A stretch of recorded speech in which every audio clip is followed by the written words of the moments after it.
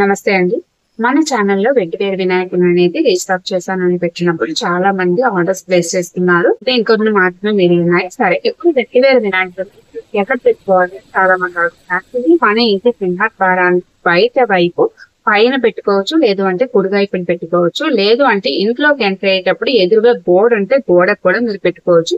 పెట్టుకునే ముందు ఈ వెంకటేశ్వర వినాయకుడిని పూజ గదిలో పెట్టి పూజ చేసి బొట్టు పెట్టి స్వామికి అనేది పువ్వులు అనేది సమర్పించి నైవేద్యం సమర్పించి ముందుగా దీపం వెలిగించి నైవేద్యం సమర్పించి ఆ తర్వాత స్వామికి దీపదూప నైవేద్యాలతో పూజ చేసి అప్పుడు మీరు ఈ సింహద్వారం బయట అయినా పెట్టుకోవచ్చు, లేదంటే లోపల వైపు కూడా మీరు అంటే సింహద్వారాన్ని చూసే విధంగా అనేది మీరు వినాయకుడు పెట్టుకోవచ్చు. ఆ తర్వాత బుధవారం లేదు అంటే శుక్రవారం రోజు తప్పకుండా వినాయకుడు మీరు ధూపం అనేది చూపించండి. వెట్టివేరు వినాయకుడిని పెట్టుకోవడం వల్ల ఇంట్లో ఆర్థిక ఇబ్బందులు తొలగుతాయి.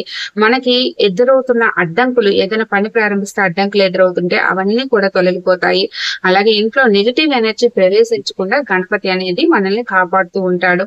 ధన వృద్ధి పెరుగుతుంది. అలాగే మీరు బయటికి వెళ్ళేటప్పుడు ఒక్కసారి వెట్టివేరు వినాయకుడిని చూసి నమస్కారం చేసుకొని వెళ్ళండి. తప్పకుండా మీ కోరిక అనేది మీరు వెళ్ళిన పని అనేది 100% పూర్తవుతుంది. అలాగే ఏదైనా వ్యాపారం ప్రారంభించేటప్పుడు, ఏదైనా కొత్త పని ప్రారంభించేటప్పుడు కూడా ముందుగా పూజ చేసి ఆ తర్వాత ప్రారంభించండి. ఇన్ని విశేషాలు కలిగిన వినాయకుడిని తప్పకుండా ప్రతి ఒక్క ఇంట్లో ఉంటే చాలా మంచిదండి. కావాల్సిన వారు స్క్రీన్ నెంబర్కి వాట్సాప్ చేయండి. అలాగే అంటే www.శ్రీపంచమి పూజ కూడా మీరు ఆర్డర్ ప్లేస్ చేసుకోవచ్చు. స్వస్తి.